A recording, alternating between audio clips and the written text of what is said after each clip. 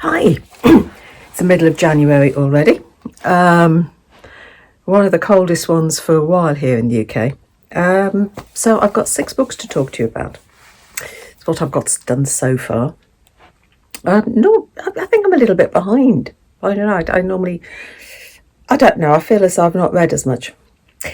So the first one I started with was one that comes out on the 30th of this month. And it's a debut novel by Roisin O'Donnell, and it's called Nesting. And this is an emotional read, really. It's all to do with coercive control. Chiara is a victim, and she leaves her husband Ryan.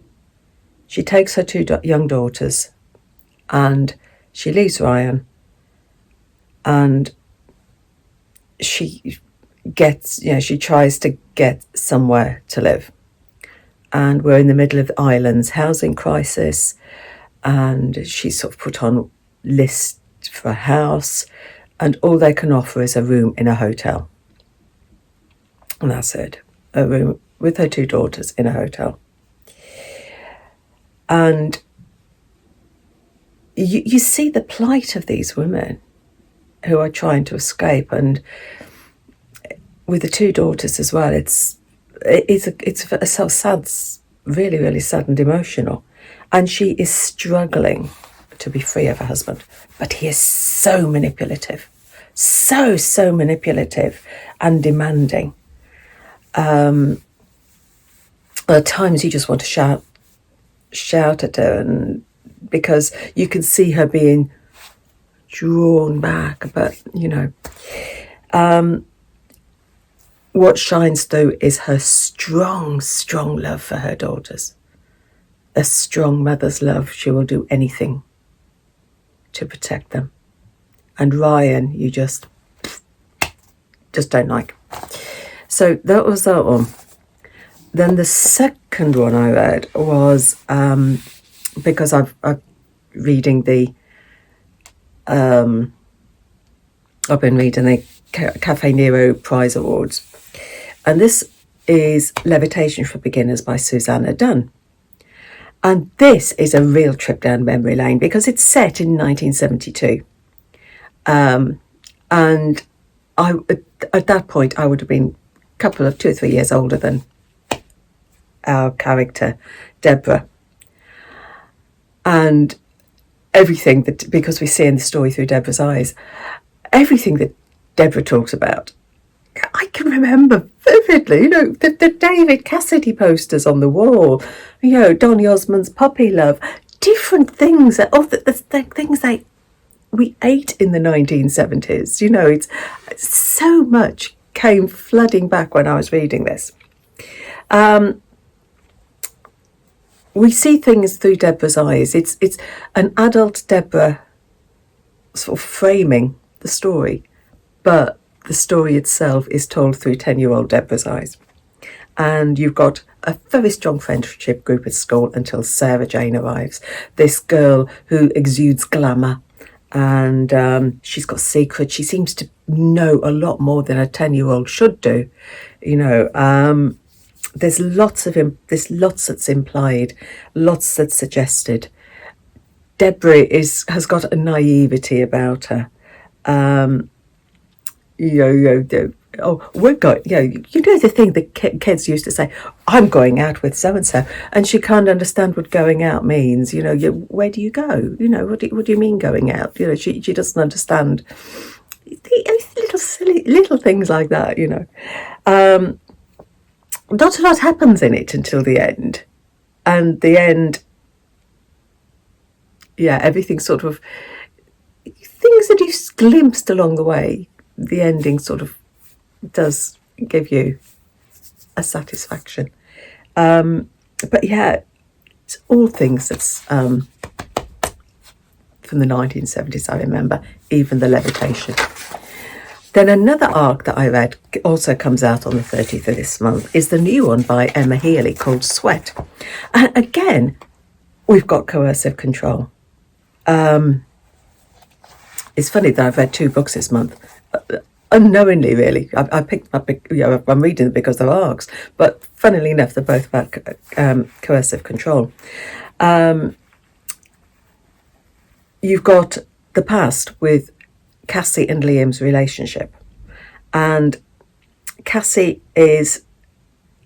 Liam wants Cassie to be the best person she can be. So he controls her diet, he controls her exercise, even controlling her friends. He wants her to be the best person she can be. He's monitoring everything that she does. How much she weighs, how much fat she's got on under her skin, that sort of thing. And she leaves him. In the end, she leaves him. Then in the present, we've got, she is now a personal trainer in a gym. The years that she spent with Liam, it got her to a sort of physical fitness that she can become a personal trainer. And what you do see is, you see that the control he had over her, she's now controlled over herself, because she monitors everything she eats and does exactly the same way that he used to, if you see what I mean. And then he comes into her gym. Liam arrives in her gym. But he's blind. He doesn't see her, doesn't recognise that he's blind. And she sees a way of getting revenge on everything he put her through. Your emotions ebb and flow through this. You feel sympathy for Cassie when she was with Liam. You feel sympathy from Liam for Liam when he's with Cassie in the gym. But it's up and down. It's up and down. And I never expected the ending. I didn't expect the ending to be the way it ended. That was good. That was. Then I read. This one I listened to is The Queen of Dirt Island by Donald Ryan. I'd read Heart Be at Peace on the Cafe Nero list, and someone commented, "Oh, you read this one?" So I did, and we've got 4 generations of women in Ireland, and the house is full of arguments and bad language and whatever, but it is a place of safety and a place that is brimming with love. It begins with Saoirse being born and her father dying. It's happening almost simultaneously. Her mother Eileen lives with her mother-in-law Nana, and these 3 live together. So you've got Eileen, her mother-in-law, and Saoirse, and the story is told in little vignettes, and each vignette you leap. But in the leaps, you're seeing Saoirse grow. You're seeing the relationships between Nana and Eileen. You're watching these women through these little vignettes. And then Pearl arrives, Saoirse's daughter. And now you've got 4 women in the house. And these vignettes we watch Pearl grow as well. And as well as that, you've got... Josh and Honey arrive. Josh is the prodigal son of one of the women in the town. He's returned home with Honey, his girlfriend. You've got Richard, Eileen's brother, who's awful. And then you've got Nana's other 2 sons, Chris and Pordy. But it's the women that you follow, these 4 women. It's a story full of love and life. I really enjoyed that one. Then I read another arc, comes out in February, the 6th of February, and this is TJ Klune's new one, The Bones Beneath My Skin. And I'm going to try not to give too much away, but it's a story. You've got sci-fi, you've got action, you've got found family love, you've got heartbreak. And heartbreak. Nate has lost his job. His parents have died. And the only thing he's got is his father's truck and a cabin in the mountains. That's it. He's even estranged from his brother. So, licking his wounds, he goes off to the mountains to this cabin. But he finds in there a man with a shotgun and a strange little girl in his cabin. And meeting these two, his life changes. I'm not going to give too much away, but it's the relationship between these three and what they go through. TJ Klune describes it as an action movie in a book, and there is lots of action. We've got chases, we've got all sorts of things going on. It is a romping good read. Action, love, romance, tension, heartbreak. The only thing that spoiled it for me was a really graphic sex scene, which I don't think you needed, and I believe sometimes suggestion and is much stronger, because then you can build the pictures yourself. So that's just me. That comes out anyway. That comes out on 6th of February. The Bones Beneath My Skin.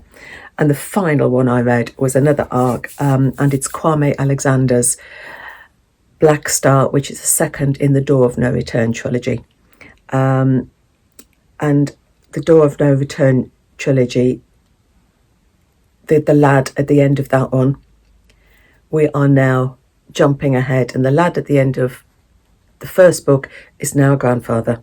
We're in 1920s Virginia in the American South, where we've got segregation, etc., etc. Kofi is now Nana. He's now the granddad. Is Nana Kofi. And we follow his daughter, Charlie. And she wants to be the first female baseball player. And she's good at baseball. She can beat the boys. And